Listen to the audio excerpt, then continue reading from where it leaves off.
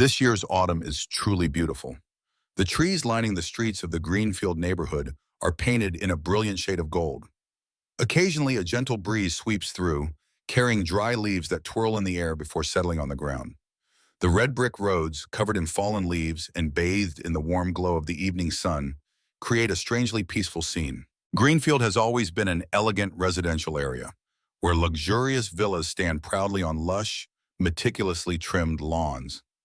Most of the residents here are friendly, well-mannered, and maintain the neighborhood's overall harmony. But that peace didn't last long. Everything began to change when a new resident arrived, Karen Thompson. Karen moved to Greenfield in a hurry, as if she were running from something. And indeed she was. Just a few months earlier, she had been forced to sell her old house after a scandal tarnished her reputation across social media. People said she had a heated confrontation with former police officer Michael, a tough man, not easily manipulated. When her wrongdoings were exposed, Karen had no choice but to leave, hoping to start anew in a different place. But human nature is not so easily changed. Karen was still Karen, controlling, selfish, and always wanting things her way. As soon as she settled into Greenfield, she started scrutinizing every little detail in the neighborhood, as if she had the authority to dictate how things should be. And this time, the unlucky person who caught her attention was her neighbor across the street, David Miller. David, a quiet man in his 40s, had spent most of his career working remotely in software design. He was the kind of person who cherished solitude, preferring to spend his time thinking, creating, and enjoying the simple moments of life. After years of hard work and perseverance, he had finally achieved his dream, owning a small house in Greenfield, a peaceful town with fresh air and a slow-paced lifestyle. The house wasn't large, but it was just right for him, comfortable and cozy. What David loved most was the small front garden in the spacious backyard, where he could unwind after long hours of work. In the early mornings, he would sip his coffee on the porch, quietly watching the sunrise peek through the trees. In the afternoons, after finishing work, he would step into the backyard, sit under the shade, let the breeze brush against his skin, and listen to the sounds of nature. These moments helped him find balance, wash away stress, and recharge for the days ahead. Greenfield wasn't just where David lived. It was his sanctuary, a place where he could enjoy life on his own terms. On a clear morning with the soft sunlight filtering through the trees, David leisurely pushed his lawnmower over the lush green grass. The scent of earth and freshly cut grass blended into the air, bringing a sense of tranquility. Occasionally, he paused to pick up a few stray leaves, savoring the peaceful atmosphere of the garden he loved so much. But that peace was abruptly shattered by a loud grating noise. "Beep, beep, move aside! I have things to unload!" Startled, David looked up and saw a large truck parked right in front of his gate. The driver stepped out, looking somewhat apologetic, while a woman stood with her hands on her hips, barking orders at the movers like a queen commanding her troops. Her light blonde hair was neatly tied back, her sharp eyes quickly scanning the workers hurrying to unload her belongings. She wore a cream-colored blouse, tight jeans, and high heels, an odd choice for moving day. David didn't need an introduction to know this must be the new neighbor. He straightened up, brushed the dirt off his pants, and approached with a calm voice. "Excuse me, but it looks like your truck is blocking my driveway." Karen turned around, her eyes sweeping over David from head to toe, as if sizing him up. Then she smirked, crossing her arms. "Oh, I thought this was a public road," she said, her tone dripping with sarcasm. "We're neighbors, aren't we? I'll have them move it in a bit." David didn't need to hear more to know he had just encountered a classic Karen. He had met people like her before, those who believed the world revolved around them and that they could set their own rules. But David wasn't one for arguments. He simply shrugged, said nothing, and returned to his garden. As he continued trimming the flowers, he could still hear Karen barking orders, treating the movers as if they were her personal servants. David sighed. It seemed Greenfield wouldn't be as peaceful as before. Sure enough, moments later, he noticed Karen standing across the yard, arms crossed, staring at him. "What kind of fertilizer are you using? It smells awful."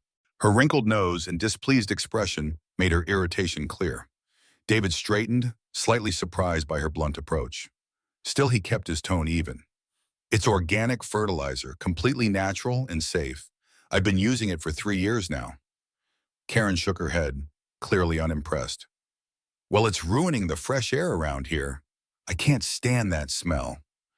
You should switch to something else or stop using it altogether. David looked at her, suppressing an amused smirk. The sheer confidence in her voice made it sound as if she believed she had the authority to dictate the entire neighborhood's rules. But rather than argue, he simply shrugged, unwilling to turn a minor complaint into a bigger issue. This is my garden, and I believe I have the right to decide what to use in it, he replied before resuming his work, ignoring her irritated stare. Karen, as he expected, wasn't one to back down easily. She huffed, muttered something under her breath, and marched back inside, but not before throwing him a glare filled with disdain. David sighed, hoping this was just a temporary annoyance. But he had no idea this was only the beginning of a long and exhausting battle with his troublesome new neighbor. The early days, from annoyance to provocation. Within just a week of moving in, Karen Thompson had turned David's peaceful life into a series of exhausting days. If he initially thought she was just a difficult neighbor, he was now completely certain Karen wasn't just annoying, she was a controlling troublemaker. The passive-aggressive sign. One morning, as David stepped outside to water his rose beds, an unfamiliar object caught his attention. Right in front of Karen's house, near the sidewalk, a large sign had been erected at some point without his notice. Under the morning sunlight, the bright red letters seemed to be screaming at him. High-class residential area. Preserve our living environment. David squinted to take a closer look.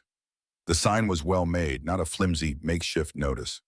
The bold, capitalized letters were framed in gold, as if it were an official neighborhood regulation. He crossed his arms and sighed. Though it didn't mention any names, he knew exactly who it was targeting. This must be about the organic fertilizer he used in his garden.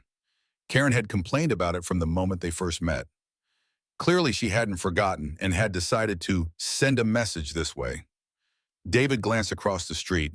Through the wide window of her new house, he could see Karen standing with her arms crossed, seemingly waiting for his reaction. But instead of showing frustration, David simply shrugged and continued watering his plants, ignoring the ridiculous sign. He understood people like Karen. The more attention he gave her, the more fuel she would have to escalate her behavior. But opera, a nightmare at night. If Karen used passive-aggressive tactics during the day, at night, she chose another method, sound torture. Since she had moved in, precisely at 10 p.m., the entire Greenfield neighborhood was shaken by the blaring sound of Karen's high-powered speaker system. But it wasn't soothing, calming music that could lull people to sleep. No, Karen had a very different taste in music. She played opera, specifically the most dramatic, high-pitched moments, at maximum volume. The shrill, piercing vocals echoed through the neighborhood, preventing anyone from getting a good night's rest. Even opera lovers would cringe at the sheer intensity of the sound. David, who had a habit of working late at night, found his once quiet and productive hours completely disrupted. He stared in frustration at the house across the street, the source of this unbearable noise. He had tried everything, closing all windows, wearing noise-canceling headphones, even playing white noise to drown out the sound. But nothing worked. The high-pitched notes from Karen's speakers seemed to cut through every layer of insulation, seeping into every corner of his home. And he wasn't the only one suffering. The next day, while buying coffee at the corner shop, David overheard an elderly neighbor complaining to the shop owner, "I thought I was having a nightmare until I realized it was coming from her house every single night. I'm over 70. I can't take this kind of torture." The shop owner just shrugged and sighed. Everyone's annoyed, but no one dares to confront Karen. She seems like the kind of person who isn't easy to deal with. David sipped his coffee, staring out at the street in deep thought. He had tried to endure it, but if this continued, the entire neighborhood would be in perpetual misery. Getting the police called. For watering plants, late at night, in the crisp autumn air, David stood in his backyard, quietly enjoying a brief moment of peace. After a long day of work, this was his sanctuary, a place to escape the constant noise from across the street, to relax, and to tend to his beloved garden.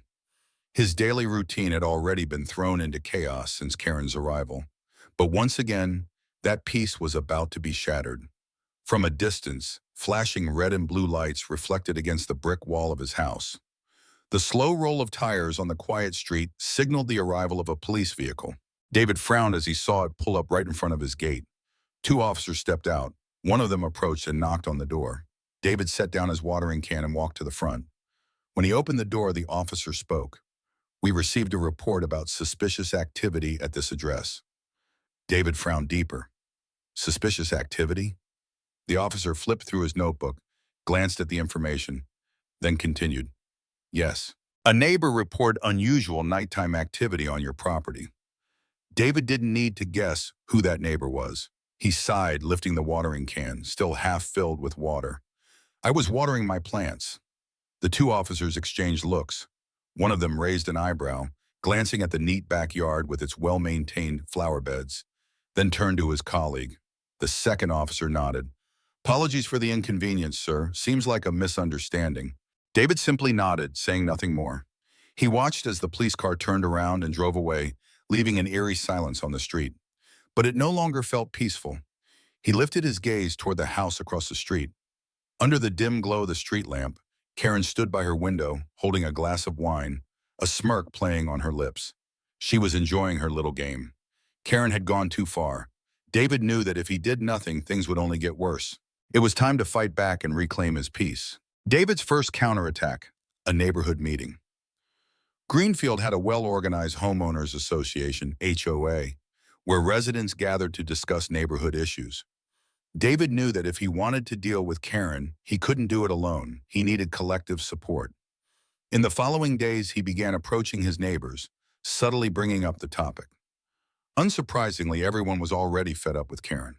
Although everyone had their own lives and responsibilities, no one had ever caused such a nuisance until Karen. David saw an opportunity. It was time to take a stand. That Friday evening, the HOA meeting room was packed. Patrick, the HOA president, a stern-looking man in his 60s, stood at the podium leading the discussion. As expected, Karen played the role of the model citizen. On the large screen, crisp footage from his security camera appeared. 5 a.m., Karen in a garish nightgown was sneaking across the street and stepping into David's garden.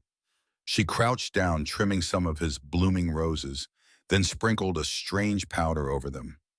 The footage continued, showing her looking around cautiously before hurrying back to her house, as if nothing had happened. A collective gasp filled the room. To him, this was child's play, something he could solve with his eyes closed. The device was legal, compact, and completely effective. 3 days later, the package arrived.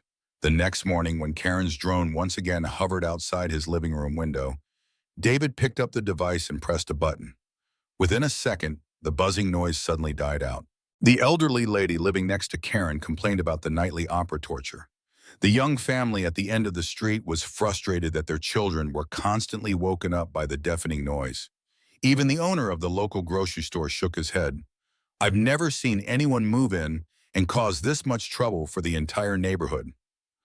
They had lived together peacefully for years. His voice was firm, no longer patient. "Are you aware that trespassing on private property is illegal?" Karen's mouth opened, as if to say something, but for the first time no one cared to hear her excuses anymore. People murmured in disapproval, shaking their heads at her actions. David leaned back in his chair, took a sip of water, and smiled in satisfaction. First counterattack, a complete success. The drone wobbled violently before plummeting to the ground like a bird shot out of the sky, landing in the grass with a pathetic thud. David raised an eyebrow, satisfied. From across the street, Karen's enraged shriek echoed through the neighborhood. "What the hell?" She stormed out of her house, hair disheveled, eyes wide as she stared at her fallen drone like she had just lost a priceless treasure. "You destroyed my property. I'm calling the police," she screeched, pointing an accusatory finger. David calmly bent down, picked up the drone, and without a word placed it neatly inside a cardboard box. He sealed it, attached a note, and walked straight to Karen's doorstep. The note read, "Privacy is a right. Please respect it." Without looking back, he walked away. A few hours later, the entire neighborhood knew what had happened. People whispered, snickered, and exchanged amused glances. Karen? She remained silent for an entire week. The perfect plan. The moment Karen announced the party, David quietly set his plan in motion. He contacted a friend who specialized in special effects, a technician who had worked on Hollywood film sets. "Can you create a fake fire, something safe but realistic?" David asked. His friend chuckled. "Piece of cake." A few days later, a smoke effects system was discreetly installed along the fence bordering Karen's backyard. It could be activated remotely with a single tap on David's phone. As she stood up, her shrill voice cutting through the room as she began her speech. "We need to maintain order and aesthetics in our neighborhood. Some people here have no respect for that. I have repeatedly proposed new regulations on noise control and landscape preservation, but certain individuals don't seem to care." David folded his arms, patiently waiting. As soon as Karen finished, he quietly opened his laptop, connected it to the projector, and pressed play. It seemed she had decided to keep him under constant surveillance. At first, David ignored it, but as the days passed and he found himself living under the ever-watchful eye of his nosy neighbor's high-tech spying device, he knew he had to do something. The retaliation plan, David didn't get angry. He simply smirked and placed a special order. A professional drone jammer. It seemed his neighbor had no idea he was a software engineer. "I told you," she boasted to a group of partygoers, "this neighborhood needs a real leader." From a distance, David watched quietly, waiting for the perfect moment. And then he pressed the button. Instantly, thick white smoke began rising from Karen's backyard. At first, guests merely glanced at it in confusion. But seconds later, someone screamed, "Fire! There's a fire!" Panic erupted. Women in elegant gowns kicked off their heels and ran. Yetem. The drone surveillance escalation. After the HOA meeting, Karen didn't back down. Instead, she decided to upgrade her tactics, this time using technology. The next morning, as David stepped into his garden, sipping his coffee, a strange buzzing sound cut through the quiet air. He looked up. A black drone hovered above his backyard, circling like a mechanical vulture. David narrowed his eyes. There was no doubt it belonged to Karen. "Thompson, would you care to explain what's going on here?" Karen stammered, her mouth opening and closing like a fish out of water. But it didn't matter anymore. No one cared about her extravagant party anymore. Because now all anyone could talk about was the most humiliating disaster in the neighborhood's history. The inevitable end. The next morning, the whispers continued. Karen finally got what she deserved. "I bet she won't show her face around here again." Her goal? Not just to flaunt her wealth, but to prove to the entire neighborhood that she was still in control, that she was the one calling the shots. Karen sent out invitations to her high society friends from the city, hired an expensive catering service, set up massive speakers, and even planned a mini fireworks display to conclude the event. But what Karen didn't know was, David was about to end this game once and for all. Now all he had to do was wait, the chaos unleashed. That evening, Karen's party was louder than any event Greenfield had ever witnessed. Music blared through the streets. Luxury cars lined up in front of her house. Well-dressed guests sipped wine, laughed, and chatted. Karen herself emerged in a stunning red evening gown, her wavy hair perfectly styled, her makeup flawless. She basked in the admiration of her guests. Wealthy men in tailored suits shoved past each other, scrambling to escape. Wine glasses shattered on the ground. Karen's face turned ghostly pale as she saw the smoke billowing from her yard. "No, this can't be happening." Hands trembling, she fumbled for her phone to call 911. Within minutes, fire trucks and police cars arrived, sirens blaring. Firefighters rushed in with hoses, only to pause in confusion. There was no fire, no flames, no burning smell, just harmless white smoke. Some people murmured in shock, while others shook their heads and whispered among themselves. Karen's face turned pale. She froze for a few seconds but quickly regained her arrogant demeanor. "I was just helping him make the neighborhood look better," she scoffed. A wave of mocking laughter erupted from the crowd. Patrick crossed his arms and fixed her with a sharp gaze. "David just saved the whole neighborhood, ha ha!" And sure enough, Karen never stirred up trouble again. Then one morning, David simped outside and noticed something new. A for sale sign in front of Karen's house. She was leaving, quietly. No one cared where she went. The neighborhood returned to peace. And David? He finally got to enjoy his rose garden without any interruptions. Thus, another legendary tale of karma unfolded. Greenfield had no room for control freaks like Karen. A guest blinked in realization.